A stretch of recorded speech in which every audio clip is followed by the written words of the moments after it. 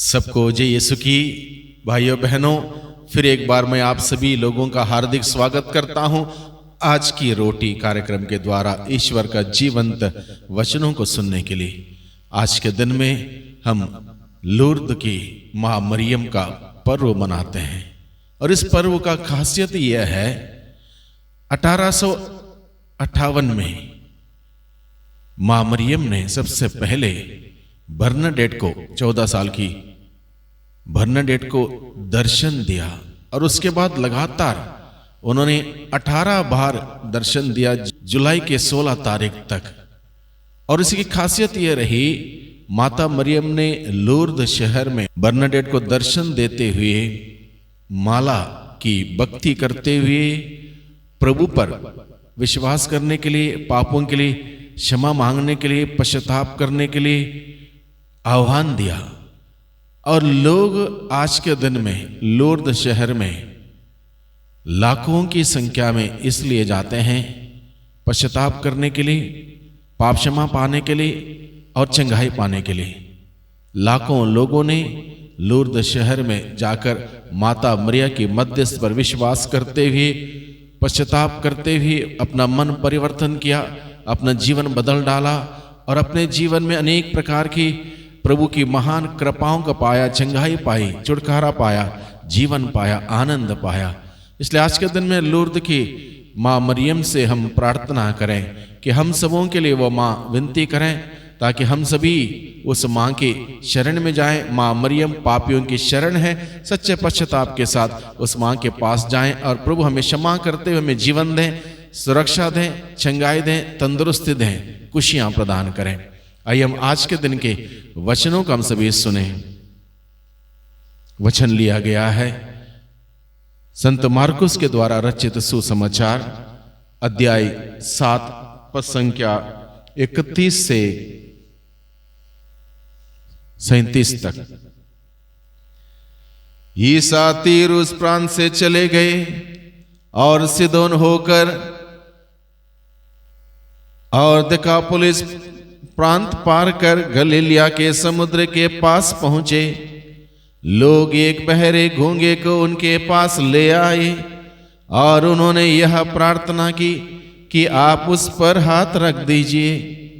ईसा ने उसे भीड़ से अलग एकांत में ले जाकर उनके कानों में अपनी उंगलियां डाल दी और उसकी जीभ पर अपना थूक लगाया।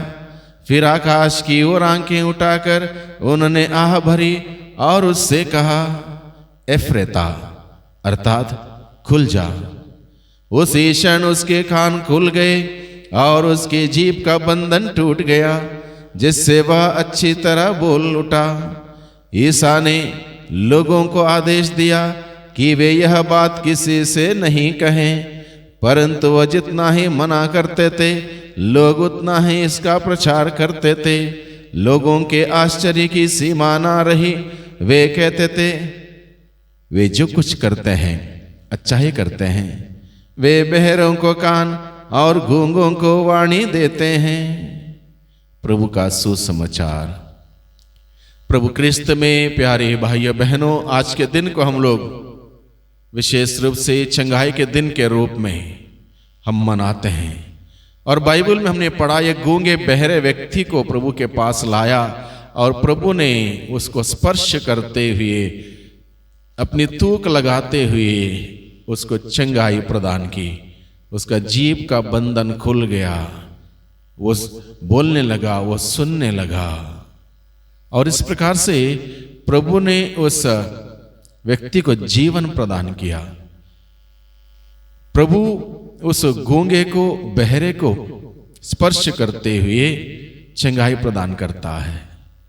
हो सकता है हम लोग गूंगे नहीं हैं, बहरे नहीं हैं, प्रभु को धन्यवाद, हम बोल सकते हैं, हम सुन सकते हैं। तो आज का उदाहरण हमें क्या सीख देता है, इस बात पर हम लोग विचार करें।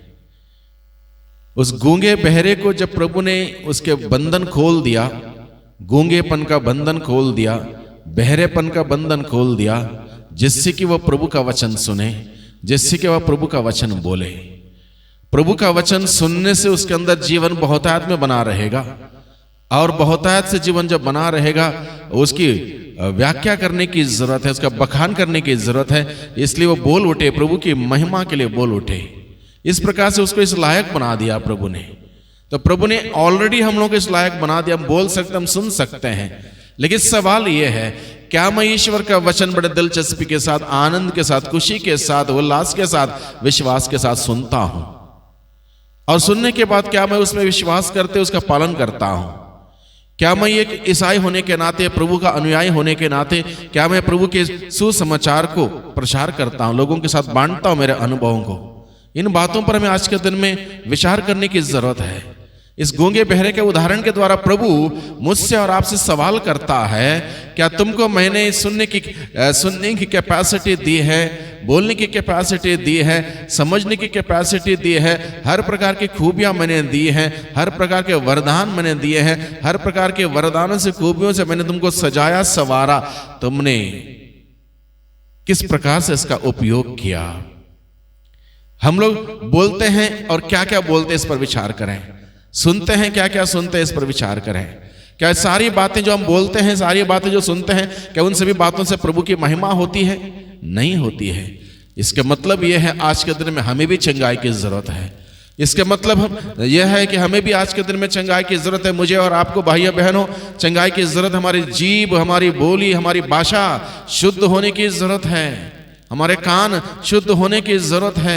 हमारे सोच विचार शुद्ध होने की जरूरत है। और शुद्धिकरण कहां से मिलेगा? प्रभु के वचन को सुनने से मिलेगा, प्रभु के वचन को बोलने से मिलेगा।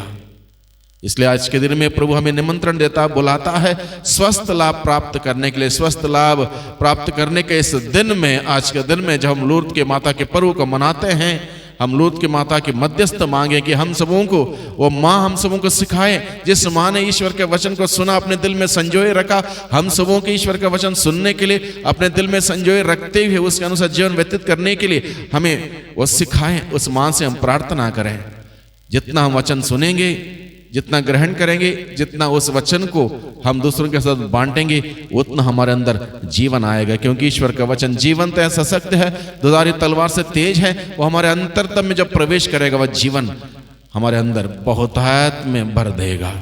इसलिए भाइयों बहनों, आज के दिन में हम लोग विशेष रूप से प्रभु से प्रार्थना करें, प्रभु आपने मुझे बोलने का वरदान दिया, मैं आपको धन्यवाद देता हूं। मेरी बोली ऐसी हो जो आपके दृष्टि में उचित हो, नेक हो, अच्छा हो, आदर्श हो, दूसरों का निर्माण करने वाली हो। जो मैं सुनता हूं प्रभु, वो सारे आपके वचन हो। आपके वचन के अतिरिक्त किसी प्रकार की बुराई, किसी की चुगली, किसी की ऐसी नकारात्मक बातें मैं ना सुनूं और ऐसी कोई बातें ना बोलूं। मुझे ऐसे वचन सुनने की कृपा दीजिए प्रभु, ताकि प्रभु आपके वचन सुनते हुए मैं उस कृपा से बना रहूं और आपका वचन बोलने से मैं उसी अनुग्रह को प्राप्त करता रहूं। इस प्रकार से मेरे अंदर वो जीवन उमड़ता रहे। हम प्रभु से आज के दिन में प्रार्थना करें, हमें हर प्रकार के गूंगेपन से, बहरेपन से बचा के रखें। आध्यात्मिक गूंगापन, आध्यात्मिक बहरापन बहुत खतरनाक हो सकता है। शारीरिक गूंगापन, शारीरिक बहरापन ठीक हो सकता है, ना भी ठीक हुए उतना खतरनाक नहीं जितना कि आध्यात्मिक गूंगापन, आध्यात्मिक बहरापन।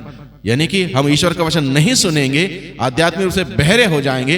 अगर हम आध्यात्मिक रूप से गूंगे हो जाएंगे, ईश्वर का वचन नहीं घोषित करेंगे, वो खतरनाक हो सकता है। इसलिए प्रभु मुझे और आपको आज के दिन में संदेश देता है, बुलाता है कि इस प्रकार का डिफेक्ट हमारे अंदर है, इस प्रकार की कमियां हमारे अंदर हैं, तो हम इस बात पर विचार करें, प्रभु के पास जाएं, पश्चाताप करें, प्रभु से माफी मांगे, प्रभु से कहें प्रभु मुझे स्पर्श कर। आज के दिन में, आज के दिन में अपने वचनों के द्वारा मुझे स्पर्श कर। मेरे कान खोल दे, मेरे होंठ खोल दे, मेरी जीभ खोल दे, मेरे दिल के द्वार खोल दे, ताकि मेरे अंदर वह विश्वास आ जाए, प्रभु के प्रति प्यार आ जाए। आइए हम प्रार्थना करें। सर्वशक्तिमान पिता परमेश्वर, धन्यवाद देते हैं आज के जीवंत वचनों के लिए। जीवंत वचनों के द्वारा प्रभु आपने हम सबों से बातें की आज के दिन में। आज के दिन में जो संदेश आपने मुझे दिया है प्रभु, उस वचनों को मैं सदा ही सुनने वाला बन सकूं, ग्रहण करने वाला बन सकूं। उस वचन को ग्रहण करते, उसके अनुसार जीवन व्यतीत करते हुए जो सुसमाचार आपने मुझे दिया है, वही सुसमाचार मैं अपने जीवन के द्वारा, अपने बातों के द्वारा दूसरों के साथ बांटने वाला बन सकूं। इस प्रकार से प्रभु आपके नाम की महिमा करने के लिए निरंतर मुझे कृपा दीजिए, शक्ति दीजिए, सामर्थ्य दीजिए। दुआ करते हैं उद्धारकर्ता यीशु मसीह के नाम से, आमीन।